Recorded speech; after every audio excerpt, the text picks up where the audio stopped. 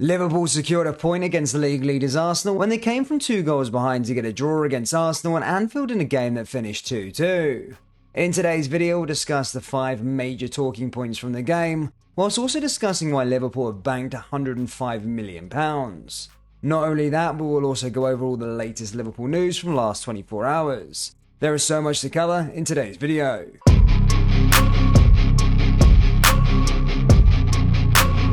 And hello everybody, welcome back to the channel guys. Before we get into today's video, as always, please do smash that like button and subscribe to the channel for daily Liverpool content. Liverpool recorded the second highest revenue of last season's Champions League clubs, showing just how much they could miss out on thanks to this season's woes. European football governing body have released their financial report for the 2021-2022 season, showing that Liverpool received £106 million for reaching the final at the Stade de France. The figures are impressive from a Liverpool perspective, however it does offer an insight into the windfall that the club could miss out on if the Reds failed to qualify for the Champions League for the first time in 7 seasons. It would be the first time Jurgen Klopp has failed to achieve Champions League qualification during a full season with Liverpool, having finished 8th in the 2015-2016 campaign after joining in October. Here is a quick overview of the numbers of the 2021-22 Champions League season. Clubs that played in at least the group stages of the competition picked up an average of £54.6 million. The 2 finalists, Real Madrid and Liverpool, were distributed £118 million and £106 million respectively. In total, £1.8 billion was paid out to the Champions League and Super Cup participants. Liverpool's £106 million pot is calculated from the competition's starting fees, their UEFA coefficient, TV revenue, and the prize money for reaching the final. Liverpool currently sit 12 points behind 4th place Manchester United with just 9 games of the Premier League season remaining, meaning a huge turnaround will be required if the Reds are to enjoy similar benefits next season. The figures are a bleak representation of the implications attached to missing out on a top 4 spot. The £54.6 million that was distributed on an average to clubs that played in the group stages as a minimum shows the significance of the prize money even without a run to the final. There is also a notable chasm between the Champions League and the 2 other European competitions, with the Europa League winner banking a total of £33.6 million and the Europa Conference League champion netting £16.9 million. That is a difference of more than £85 million compared to Real Madrid, who banked £118 million for winning last season's Champions League. Liverpool were knocked out of the season's competition at the last 16 stage, with Real Madrid putting an end to the Reds' hopes of European glory for the 3rd successive season. Liverpool contributed to an entertaining game, but one in which they'll be disappointed to only come away with a point. In this part of the video, we'll discuss 5 talking points from Liverpool 2, Arsenal 2. Mixing it with the best. Liverpool were 29 points behind Arsenal going into this game, sat in 8th place, 13 points off the Champions League spaces. Prior to the defeat against Manchester City, the Reds have had the best record in head-to-head games between the top 6, but as business at the end of the season has approached, they have struggled. During the games against Real Madrid in the Champions League, there was never really a feeling that they would be able to defeat Carlo Ancelotti's side, and despite previous comeback powers, there was never a sign of any turnaround in the second leg. We also struggled in recent meeting with Manchester City, ending up on the wrong side of a 4-1 scoreline. After a poor opening half an hour, this game was a bit more of a return to form for Liverpool, who should have won the game. There was a missed penalty and poor finishing that for a while it looked like they might not even get a point, but Trent Alexander-Arnold and a substitute Roberto Firmino combined for a late, well-deserved equaliser. The chances created and the mentality shown once behind was more like the Liverpool of old, who can mix it with the best. Trent in midfield.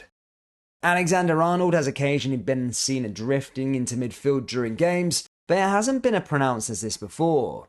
Even in defence, he would sometimes remain in the central area, only occasionally dropping into the back 4. One effect it had was that Kanate knew that area he had to cover. Rather than thinking there might be a chance Trent would recover, as would be the case when he plays a more orthodox right back.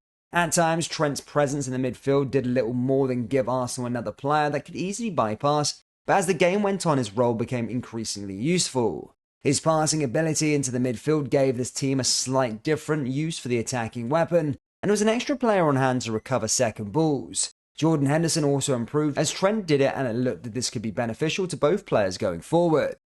All kicking off.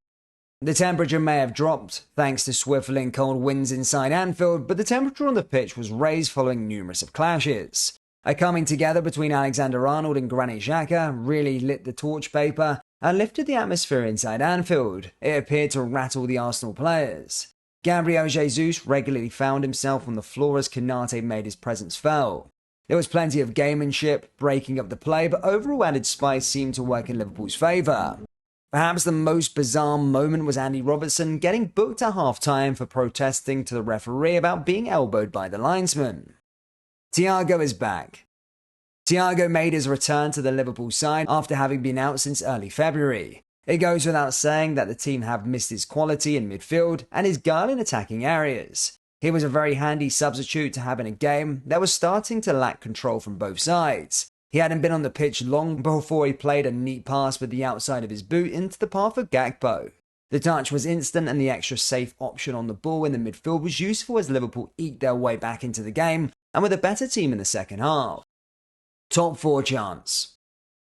This is the last of Liverpool's difficult on-paper run of games, having faced Arsenal, Manchester City and Chelsea in their last 3.